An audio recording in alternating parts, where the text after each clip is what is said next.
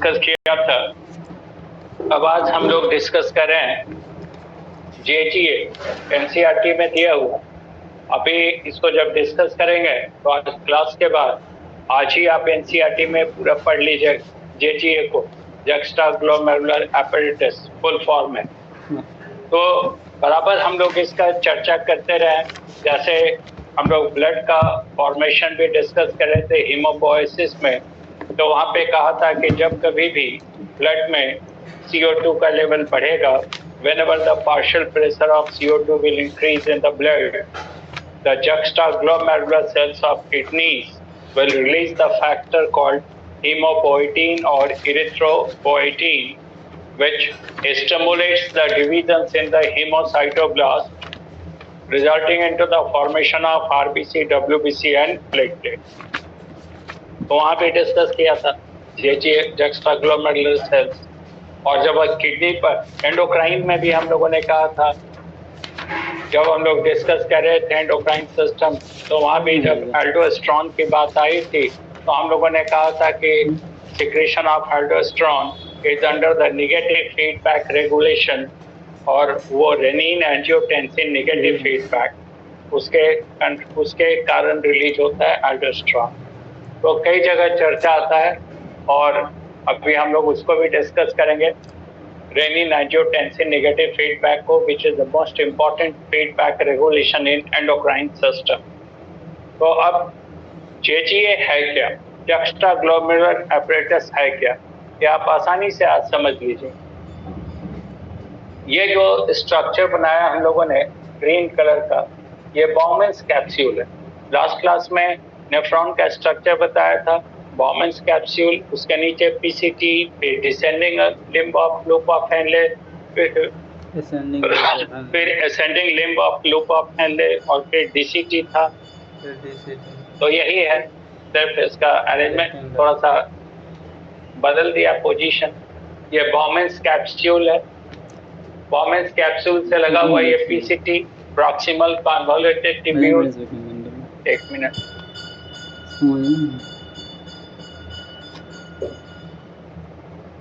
कैसे कर लो उधर। तो ये बॉमेंस कैप्सूल है, बॉमेंस कैप्सूल से लगा हुआ ये पीसीटी, प्रॉक्सिमल कन्वोल्यूटेड ट्यूब्यूल। उसके बाद ये descending limb of loop of Henle, descending limb of loop of Henle, ये ascending limb of loop of Henle, फिर ये डीसीटी, आप देखिए लिखा हुआ है Bowman's capsule, PCT, loop of Henle, ये ऐसे एरो बनाया है, मतलब डिसेंडिंग, और ये असेंडिंग, और फिर यहाँ पे डीसीटी लिखा हुआ है, और यहाँ से फिल्ट्रेट पास करेगा। और ये रेड कलर से जो बनाया है वो efferent renal arteriole, efferent renal arteriole,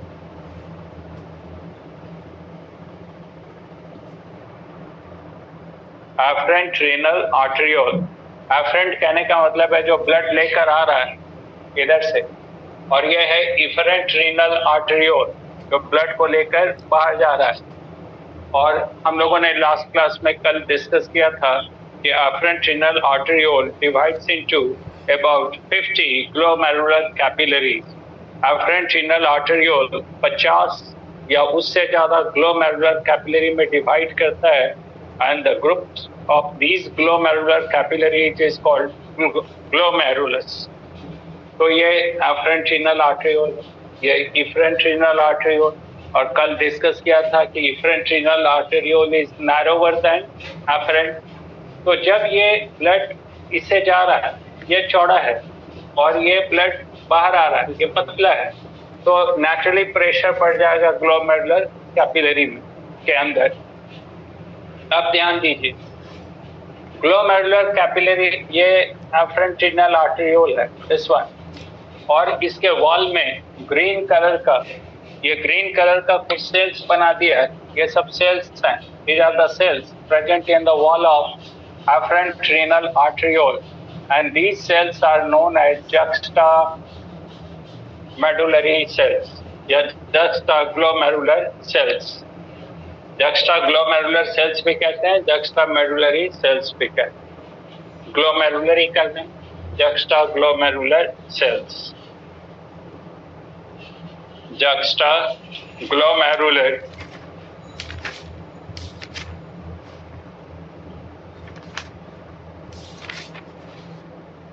तो अगर आपसे कोई पूछे कि juxtaglomerular सेल कहाँ पे है तो पोजीशन आप बता दीजिएगा।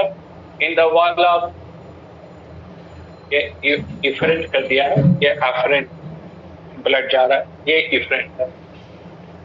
तो अगर कोई पूछेगा कि juxtaglomerular सेल कहाँ पे है तो आप आसानी से बताइएगा, these are the cells present in the wall of afferent renal arteriole।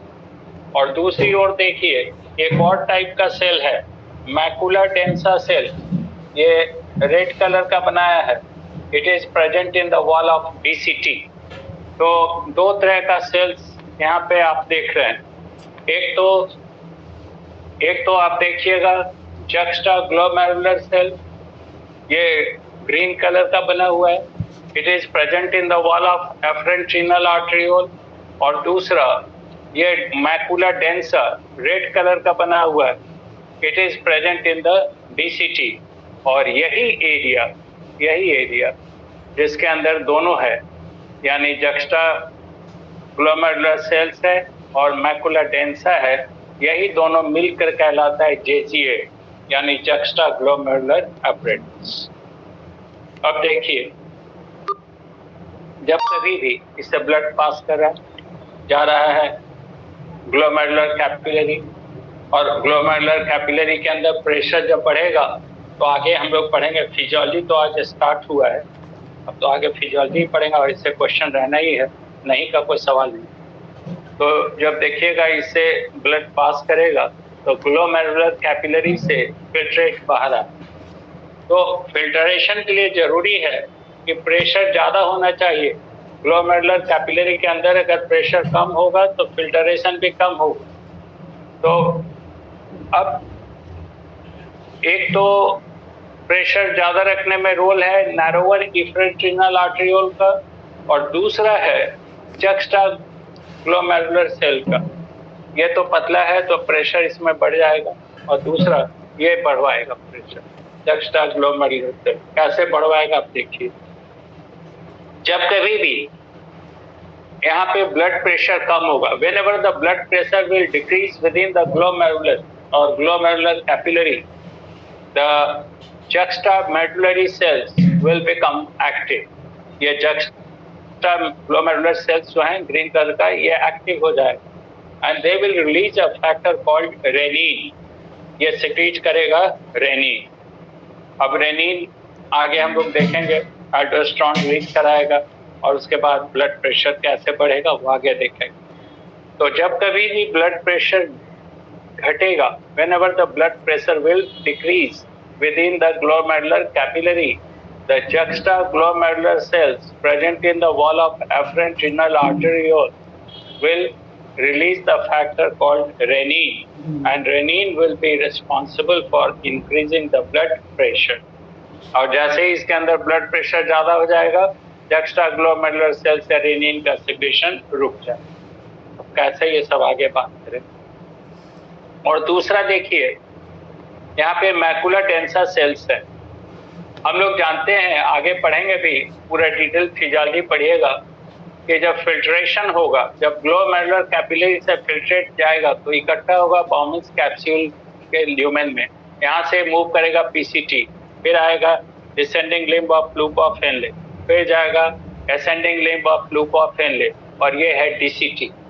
और थोड़ा बहुत तो एंडोक्राइन में भी बताया है कि DCT पे दो हार्मोन का एक्शन होता है। एक तो ADH एंटी डायरेटिक हार्मोन, यहाँ पे दो हार्मोन एक्ट करेगा। ADH ये वाटर को एब्जॉर्ब कराएगा, और दूसरा अल्डोस्टेरोन ये सोडियम को एब्जॉर्ब कराएगा। लेकिन अगर सोडियम का एब्जॉर्प्शन नहीं हुआ, यानी अल्डोस्टेरोन ज्यादा रिलीज नहीं हो रहा, अल्डोस्टेरोन जो रिलीज होता है from aldosterone which is released from the adrenal cortex, zona glomerulosa of adrenal cortex, उससे रिलीज होता है अल्डोस्टेरोन। अगर अल्डोस्टेरोन रिलीज नहीं हो रहा है, कम हो रहा है, तो सोडियम का एब्जॉर्प्शन कम होगा। और सोडियम का एब्जॉर्प्शन कम होगा तो सोडियम ज़्यादा से ज़्यादा सोडियम यूरिन के साथ बाहर जाएगा। तो जैसे ही डीसीटी के अंदर, यहाँ फिल्ट्रेट के अंदर सोडियम का अमाउंट बढ़ने लगता है, यानी सोडियम एब्जॉर्ब नहीं होके बाहर जाना शुरू करेगा, यहाँ एब्जॉर्प्शन नहीं हो रहा है, तो वैसे ही अब macular denser cell will become active and it will activate the juxtaglomerular cell to release renin। तो रेनिन के सिक्रेशन में दो फैक्टर आ गए। एक तो जब कभी भी ब्लड प्रेशर कम होगा तो juxtaglomerular सेल रेनिन रिलीज कर देगा खुद। दूसरा, जब यहाँ पे सोडियम का एब्जॉर्प्शन कम होगा डीसीटी पे, कम तभी होगा जब एल्डोस्टेरोन कम रिलीज हो रहा है, तो फिर मैकुलर डेंसा एक्टिव हो जाएगा। जैसे सोडियम का कंसंट्रेशन यहाँ बढ़ने लगेगा फिल्ट्रेट में, macular densa cell will become active और ये एक्टिवेट कर देगा juxtaglomerular सेल को, juxtaglomerular सेल को एक्टिवेट कर देगा टू रिलीज रेनिन। तो यही है पूरा का पूरा ये ग्लोमेरुलर, ये जेजीए जिसको juxtaglomerular apparatus है। फिर से एक बार समझ लीजिए, ये बॉमेंस कैप्सूल पूरा का पूरा ये नेफ्रॉन है ग्रीन कलर का, तो नेफ्रॉन का ये बॉमेंस कैप्सूल है। बॉमेंस कैप्सूल के बाद ये पीसीटी है, पीसीटी के बाद ये लूप ऑफ हेनले है डिसेंडिंग लिम्ब, और ये है असेंडिंग लिम्ब, और ये है डीसीटी डिस्टल कन्वोल्यूटेड ट्यूब्यूल। अब ये एफरेंट रीनल आर्टरियोल है जो ब्लड लेके जा रहा है किडनी में, ये डिवाइड करता है लगभग 50 कैपिलरी में, इनके समूह को कहते हैं ग्लोमेरुलस, और यही ग्लोमेरुलस और बॉमेंस कैप्सूल मिलकर कहलाता है माल्पिगियन बॉडी। माल्पिगियन बॉडी जब कहेंगे तो Bowman's capsule surrounding the glomerulus. अब इसके अंदर यहाँ पे सेल्स हैं in the wall of the efferent renal arteriole, ध्यान रखिएगा position. In the wall of the afferent renal arteriole, these cells are juxtaglomerular cells.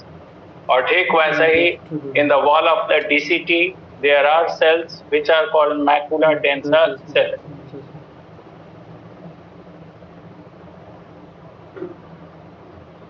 तो उसको कहेंगे macular densa cell। अब देखिए, whenever the blood pressure will decrease within the glomerular capillary, जब कभी भी ब्लड प्रेशर घटेगा कहाँ पे, ग्लोमेरुलर कैपिलरी में, तो juxtaglomerular cell will become active, juxtaglomerular cell active हो जाएगा और ये रिलीज करेगा एक फैक्टर रेनिन, और रेनिन ब्लड प्रेशर को बढ़ाएगा। कैसे बढ़ाएगा वो अभी बात करेंगे। और दूसरा है कि जब कभी भी सोडियम का एब्जॉर्प्शन कम हो जाएगा डीसीटी पे, तो फिर मैकुलर डेंसा सेल भी एक्टिव हो जाएगा। और बार बार इस चीज को समझा रहे हैं कि जब सोडियम का एब्जॉर्प्शन कम होगा इसका मतलब है कि एल्डोस्टेरोन कम रिलीज हो रहा है। Aldosterone, hypo secretion of aldosterone, aldosterone ज्यादा होगा तो सोडियम का ज्यादा एब्जॉर्प्शन, तो एल्डोस्टेरोन कम रिलीज हो रहा है, सोडियम पास आउट हो रहा है, ज्यादा एब्जॉर्ब नहीं हो रहा, बॉडी में यूरिन के साथ जा रहा है, तो मैकुलर डेंसा सेल एक्टिव हो जाएगा और ये एक्टिवेट कर देगा juxtaglomerular cell to release the renin. यही है। तो जेजीए, ये जो juxtaglomerular apparatus है, इसका सबसे इम्पोर्टेंट रोल है in maintaining the blood pressure with in the glomerular capillary. और आगे हम लोग देखेंगे कि ग्लोमेरुलर कैपिलरी के अंदर जब ब्लड प्रेशर कम होगा तो ग्लोमेरुलर फिल्ट्रेशन रेट घट जाएगा, तो इसलिए ब्लड प्रेशर इसके अंदर ज्यादा होना चाहिए। अब हम लोग डिस्कस करेंगे रेनिन एंजियोटेंसिन नेगेटिव फीडबैक, कैसे ये काम करता है। तो पोजीशन तो आप समझ गए, juxtaglomerular cells in the wall of afferent renal arteriole, whereas macular densa cells present in the wall of DCT, दोनों मिलकर बनाता है एक कॉम्प्लेक्स जिसको कहते हैं जेजीए, juxtaglomerular apparatus। ये कॉम्प्लेक्स हो गया। अब देखिए यहाँ से स्टार्ट करें, juxtaglomerular apparatus, ये हो गया juxtaglomerular apparatus. Glomerular apparatus.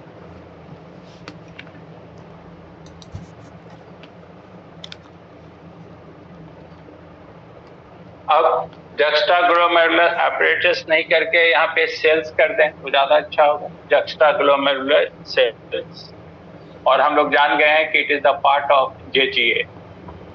Now जब कभी भी ब्लड प्रेशर घटेगा तो यहाँ पे ब्लड प्रेशर को कम कर दें, ये हो गया decreased blood pressure, decreased BP, blood pressure कम हो गया तो juxtaglomerular सेल्स एक्टिव हो गया, ये एक्टिव हो गया और एक फैक्टर रिलीज करेगा रेनिन, ये रेनिन रिलीज करेगा RENIN, रेनिन। और RENNIN रेनिन होता है प्रोटियोलाइटिक एंजाइम, मिल्क प्रोटीन को डाइजेस्ट करने वाला। डाइजेस्टिव सिस्टम पढ़ाएंगे आप लोग को, उसका भी ऐसा है, पहले इसको कंप्लीट करेंगे फिर शुरू करेंगे। तो उसमें पढ़ेंगे रेनिन प्रोटियोलाइटिक एंजाइम है, मिल्क के अंदर प्रोटीन को डाइजेस्ट करता है। लेकिन RENI रेनिन ये यहाँ से रिलीज हो रहा है। अब renin it will act upon liver, renin का एक्शन होता है लीवर पे, रेनिन का एक्शन हो गया लीवर पे। तो लीवर से एक फैक्टर रिलीज होता है एंजियोटेंसिनोजेन 1, एंजियोटेंसिनोजेन 1, ये इनएक्टिव है। एंजियोटेंसिनोजेन 1 इज इनएक्टिव, ये कोई काम नहीं कर सकता है, इसको एक्टिवेट करना होगा। एक्टिवेट हो जाएगा तब ये कहलाएगा एंजियोटेंसिनोजेन 2। तो ये एक्टिवेट हो गया, ये अब कहलाया एंजियोटेंसिनोजेन 2, एंजियोटेंसिनोजेन 2। और इसको एक्टिवेट करने में रोल है एंजाइम का, कन्वर्टेज। ये कन्वर्टेज एंजाइम है जो आ रहा है लंग से, एक एंजाइम है कन्वर्टेज, और ये रिलीज कर रहा है lungs, it is being released from lungs. तो अब चलिए लंग्स भी आ गया इसमें। अभी किडनी था, किडनी के बाद लीवर आ गया, लीवर के बाद लंग्स भी आ गया। एंजियो देखिए, जब कभी भी ब्लड प्रेशर कम होगा तो juxtaglomerular सेल्स एक्टिव होगा, ये रिलीज करेगा एक फैक्टर जिसका नाम है रेनिन। रेनिन एक्ट करेगा लीवर पे, लीवर रिलीज करेगा एंजियोटेंसिनोजेन 1 जो इनएक्टिव है, इसको एक्टिवेट कर देगा एंजियोटेंसिनोजेन 2 में एक एंजाइम कन्वर्टेज जो रिलीज हो रहा है लंग से। अब ये जो एंजियोटेंसिनोजेन 2 है ये डायरेक्टली कॉन्स्ट्रिक्ट कर देगा ये ब्लड वेसल को, ये वासो कॉन्स्ट्रिक्टर है। आप देखिए नाम से मालूम हो रहा है एंजियो टर्म आता है ब्लड वेसल के लिए, टेंसिनोजेन जो उसके अंदर प्रेशर को बढ़ा रहा है। तो एंजियोटेंसिनोजेन 2 कॉन्स्ट्रिक्ट्स द ब्लड वेसल्स, कॉन्स्ट्रिक्ट्स, ये सब आपके कॉपी में लिखा हुआ है, कॉन्स्ट्रिक्ट्स द ब्लड वेसल, ये ब्लड वेसल को कॉन्स्ट्रिक्ट कर दिया। तो हम लोग जानते हैं कि जब ब्लड वेसल सिकुड़ जाएगा तो प्रेशर क्या होगा, बढ़ जाएगा। तो blood pressure increased blood pressure, increased BP। और जैसे ही ब्लड प्रेशर बढ़ेगा रेनिन का सिक्रीशन कम हो जाएगा, ये negative feedback, it is negative feedback, ये कम हो गया। तो पहला तो तरीका ये है कि ब्लड प्रेशर बढ़ाने के लिए सीधा सा उपाय है कि एंजियोटेंसिनोजेन 2 ब्लड वेसल को ही कॉन्स्ट्रिक्ट कर देगा, तो ल्यूमेन नैरो हो गया तो प्रेशर अपने आप बढ़ गया। ये एक तरीका आसान है। दूसरा एक साथ कई काम करता है, एक साथ ये ब्लड वेसल को भी कॉन्स्ट्रिक्ट कर रहा है और दूसरा काम कर रहा है कि it acts upon the zona glomerulosa, zona glomerulosa of adrenal cortex अब चलिए एड्रिनल ग्लैंड भी आ गया इसमें, एड्रिनल कॉर्टेक्स ये भी आ गया। तो हम लोग जानते हैं, एंडोक्राइन में पढ़ा भी है कि जब एंजियोटेंसिनोजन 2 जो ना ग्लोमेरुलसा पे एक्ट करेगा, it will release the hormone called aldosterone. ये एल्डोस्टेरॉन रिलीज कर दिया, एल्डोस्टेरॉन। एल्डोस्टेरॉन हम लोग जानते हैं कि it acts upon the DCT, ये डिस्टल कॉन्वोलेटेड ट्यूब्यूल पे काम करेगा और एब्जॉर्ब करा देगा सोडियम को। तो aldosterone absorption of sodium, absorption of sodium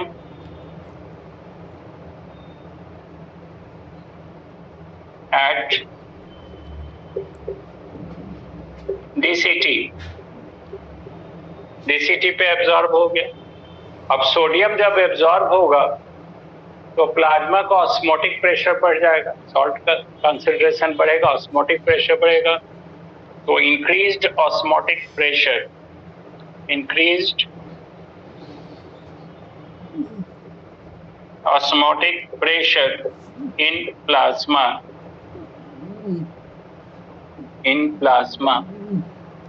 plasma में ऑस्मोटिक प्रेशर बढ़ गया।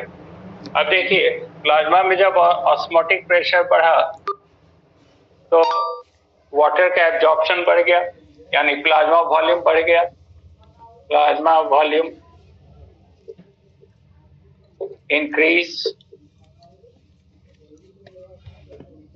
और जब प्लाज्मा वॉल्यूम बढ़ गया तो नतीजा हो गया कि ब्लड प्रेशर क्या हो गया, बढ़ गया। देखिए